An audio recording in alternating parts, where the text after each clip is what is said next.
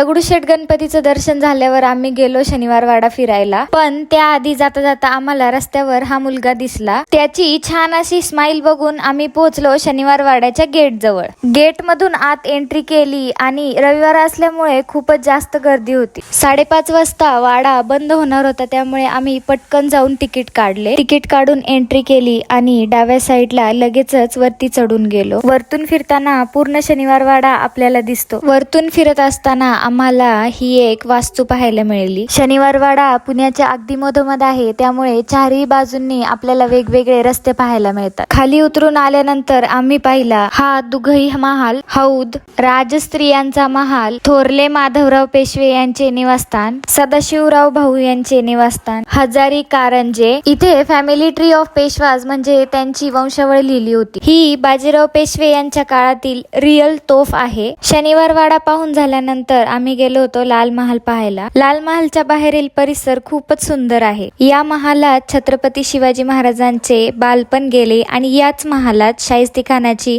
बोटेही छाटली होती। आतमध्ये शूटिंग करण्यास मनाई आहे हे आम्हाला शूट केल्यानंतर समजलं। तुम्हाला हा मिनी व्लॉग कसा वाटला आम्हाला कमेंट करून नक्की सांगा आणि असेच नवीन नवीन व्लॉग पाहण्यासाठी आपल्या चॅनलला सबस्क्राईब करा।